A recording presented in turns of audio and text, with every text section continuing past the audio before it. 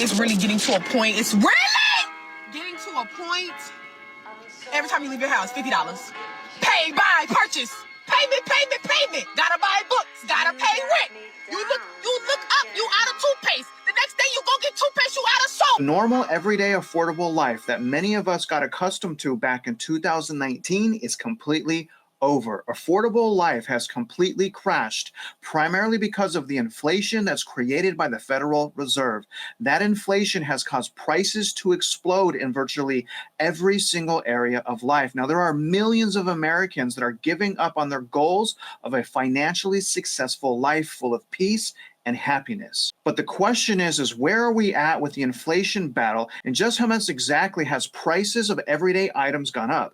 Today, I'm going to break down that data for you, and we're going to talk about what the potential solutions are. And before I begin, remember this, you guys, this video is going to be absolutely bonkers. You look up, you out of toothpaste. The next day you go get toothpaste, you out of soap. You go buy soap, now you out of deodorant. You look down at your gas tank and you only have 5 miles left. The first is Monday. The first is Monday. It was just the first. It was just the first. I need a cigarette. I need a cigarette. I need God himself to come down and hand me 30 bands right now. Like, this life. And then it wanted to do all of this when I become the adult. When I'm a grown up. Because I could have sworn back when I was 12, my mama was buying houses for $6. Like, grandma them paid 50 cents for their house, their down payment. Like, I can't even live with roommates. I want to start by talking about where we're at today with the inflation battle, and then we're going to talk about what items went up the most in just 1 year. Name of this article is Inflation Stayed Steady Last Month as Trump's tariffs hit some prices. Here's what might feel most expensive. Now, there's a lot of people that are thinking that prices are going to go up for the next 2 years. I'll get into that in a minute. The current annual inflation rate is 2.7%, still above the Fed's 2% target. Consumers pay more close attention to cumulative inflation, and prices are 24.3% more expensive today than February of 2020. The Federal Reserve cut interest rates a full percentage point across 3 consecutive meetings in 2024, but officials are taking a more cautious approach in 2025 as price pressures stay sticky and President Donald Trump's tariff policies lift inflation. Now, a few other bullet points. More price hikes could also be coming down the pipeline after higher tariff rates from key U.S. trading partners took effect earlier this month, which is August 2025. The majority of economists, or 41%, expect inflation to stay elevated, unfortunately, through 2027, primarily driven by higher import taxes, according to Bankrate's latest economic indicator survey. Meanwhile, Fed officials have said that uncertainty over how tariffs could impact inflation is the main reason rate cuts are on hold. A little bit of inflation is good for consumers. I don't know who wrote that, but they should be fired. But I'm going to read this again. A little bit of inflation is good for consumers. The economy keeps growing and businesses continue expanding, hiring workers, and bumping up their pay along their way. And no, they're not. And I'm going to show you guys that here in a second. Now, the key drivers of inflation last month was shelter costs. Shelter costs were the primary driver of inflation in May, the BLS said. Medical care, airline fares, recreation, household furnishings, and operations, as well as used vehicles, also increased last month. Now, when we look at this chart here, inflation is slowly approaching the Fed's 2% target. But I want to name this chart the velocity of theft, because any inflation is theft. We need deflation, okay? Not disinflation. Disinflation is just, they're just robbing us slower. But this chart right here is showing you the rate and trajectory at how much they are robbing us. And even at 2%, they're still robbing us. I want to make that clear. When it comes to the highest increases in items, just 1 year, guys, just 1 year, the number one highest increased item is eggs.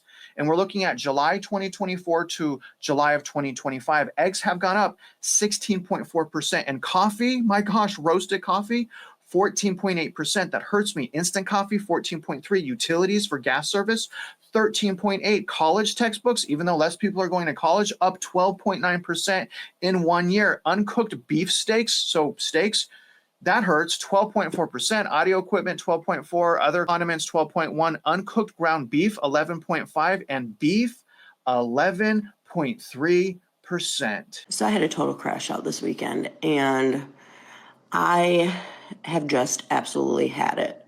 I went to the grocery store today just to get a few things. I'm sitting here right now because I can't sleep. And I was like, you know what? I'm going to have a bowl of cereal because I just bought a huge box of cereal today. Look at this. I haven't even opened it. This is a $5 box of Cinnamon Toast Crunch, and I haven't opened it. And that's it. A pound of ground beef today was $12. And don't come in my comments and be like, oh, where do you live? Grocery prices are down where I live. It's not that you, okay? Because it's bad. The price of food is getting ridiculous. Like, I have cut out every single thing in my life that I can imagine. I don't get my hair done anymore. I do my nails at home. I've canceled every subscription on my TV. I put gas in my car when I can and leave it in the garage just in case I don't drive anywhere unless I absolutely have to. This is not how I want to live. This is not how we should be living. And I don't care what anybody says, but this is not how we should be living. There is so much money in America that there should not be anybody hungry or homeless. So the first necessity is food. Not a single factor can explain why food is so much more expensive now than before the pandemic. Food prices, which are up 30.7% since 2019. Next necessity, right? So food, very important, plus a roof over your head is very important. And I'm not even going to go over homeowners insurance and property taxes. We're just going to look at rent. In the last 5 years, U.S. rent payments climbed 31% in just 5 years. This one hurts especially bad. So I'm not even going to go over car payments. Let's just say you have a Honda Civic paid off. What about the insurance to drive the car? Auto insurance rates in the US have increased, this hurts, by somehow, it's just shocking, 84% over the past 5 years. That's the biggest 5-year spike on record. Here's another really important one. What about medical? Per enrollee spending by private insurers grew by 80.4% from 2008 to 2023. Massive skyrocketing costs, especially starting right here in 2020. The biggest one of all, and if you don't have children, I want you to really say a prayer for people with children because the cost of childcare is absolutely insane, you guys. Childcare prices remain high for families. And here's the thing, okay? In just 4 years, so from 2020 to 2024, childcare prices have gone up 29%. The average cost per child to send to childcare, okay, per year is $13,128. Absolutely brutal. Here's the problem with these 30% or 80% increases. Real median household income from 2019 to at least 2023, and this is all the data that we have, went down. Okay, so 2019, it went down to 2020, 2021, 2022, and 2023, it finally went up again. Now, real median household income is adjusted for inflation. So we don't have the ability to afford these prices. And when I say we don't have the ability, obviously I'm not talking about credit card debt because credit card debt right now is absolutely exploding. And this is going to update a little bit later this week, but right now, and this is the absolute worst kind of debt you can be in because credit card debt is a trap. If you make minimum payments, you never pay this off. This is sitting at the worst type of debt to have for consumers is sitting at $1.102 trillion. People are drowning in debt. Has any other millennial just decided that they're not paying off their debt? That there's just no point? They're not paying off the student loans. They're not addressing the medical bills. You're not addressing the credit card debt. You don't give about debt to income ratio. You're just deciding that you're not going to do. I don't want a $600 to $700, $800, $900 car note. I don't. I have a 2013 Kia. It's paid for. I don't want that car note. I have decided that I do not need to use my credit. If I can't buy it cash, I don't need to dip into this realm of basically saying you can't afford it, so use your credit until you're able to pay it off. I don't want to live an aesthetically pleasing lifestyle. If that's you, that's you. Hustle culture has taken up a majority of my life, and I don't want any part of it anymore. Chasing the next dollar, I do not want to do.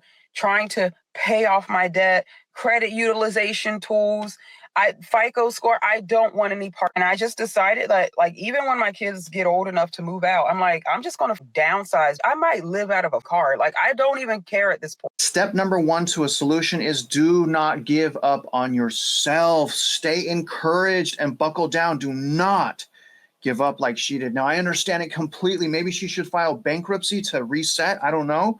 But don't give up. The moment that you give up, you really start to pay the cost of life. Right now, you can't even feel it because you got credit, you got credit cards, your credit's still good. But once all of that ends, things get much more difficult and much worse. Now, as far as solutions, this is according to the Roosevelt Institute. Confronting the cost of living crisis, Americans are being squeezed by unaffordable necessities, housing, healthcare, energy, childcare, food, while profits for corporations soar. Inflation is awful. Now, as far as childcare and care economy, the crisis, parents face childcare costs exceeding rent in some states. Again, childcare exceeding rent in some states.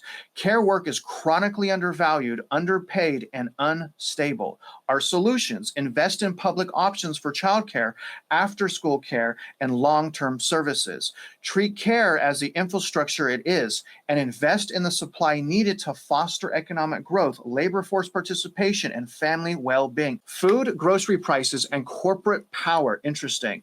Prices for basics like eggs and cereal have skyrocketed, while grocery chains use data-driven surveillance pricing to extract more from loyal customers. Junk fees and surge pricing are on the rise. That's not good. Negotiate directly with farmers, grocers, and suppliers to cap the cost of a basic grocery basket, modeled after Mexico. Enforce antitrust to challenge algorithmic price fixing and market consolidation. Shame on you if you're doing that. Crack down on deceptive junk fees and exploitation pricing in public venues. Wages, jobs, and worker power. The crisis: for decades, wage growth stagnated while costs, I'm going to put skyrocketed, but tight labor markets after the pandemic showed that these conditions are not inevitable. Policy can deliver higher wages and lower inequality. Embrace full employment as a macroeconomic goal, not just a possibility. Expand labor rights and experiment with sectoral bargaining to raise standards across entire industries. Reimagine industrial policy to empower labor and support job quality. I think all of that sounds good. It's not saying how to do that, but obviously it sounds good. Energy and inflation, the crisis. Volatile fossil fuel prices have driven inflation spikes and economic instability. When energy prices fall, inflation drops. When they rise, families suffer. The solution: transfer the strategic petroleum reserve into a strategic resilience reserve that manages energy and mineral price volatility. Use public reserves and market interventions to keep prices stable for essentials like electricity, gasoline, and food. That's interesting. Healthcare and medical debt, the crisis. Even insured families face crushing medical bills. Medical debt now functions as a regressive tax on illness, and that's 100% true. Solutions: clawback cuts to Medicaid passed in the recent budget reconciliation bill. Shift from patchwork affordability to universal public provision of care. Support state and federal debt cancellation programs and expand public options in insurance and delivery. But what about how exhausted Americans are? I'm not having a good day. Mentally, I'm beat up. I'm tired. Man, I'm tired. There has to be more to life than working 6 days a week. I don't know who to talk to, so I'm talking to you guys, because then I don't have to worry about my tone or the way whatever I try to get out of my mind, how it comes across. 6 days a week I work. I drive roughly 4 hours a day to go to work, to work and to home. I can't tell you the last time I went on a trip, been to the beach. I love the beach. To me, in my personal experience, there's nothing better than the beach. Whether it be the sand, water, sounds, smells, I don't know. There's nothing better than the beach. You can't afford to go. I don't know why I work. I don't have the ultimate answer here, but part of the answer is taking care of yourself and trying to rest as best as possible. And when I put people in action plans, when I was originating mortgages for the last 20 years, the number one step of an action plan is getting out of debt, putting yourself back on track, right? The number one step, okay, is to stay encouraged. Now, after that, if you're in debt, obviously you pay the smallest credit card and work your way up. And the most important thing in that situation is stopping the bad stuff from happening, like late payments and collections, and stop using your credit cards, okay? Rebudget, cut your subscriptions, and do the best you can to take care of yourself while at the same time being disciplined. Because here's the great news. When you're chasing your goals and you're disciplined, the confidence you get from conquering those goals will lift you up and motivate you to get up tomorrow and kick butt. And I want to tell you guys this, you are incredibly important. Please do not forget that. Now, other than that, guys, if you're out there just trying to live your life, trying to afford your life, you guys already know, I wish you luck and I hope you win.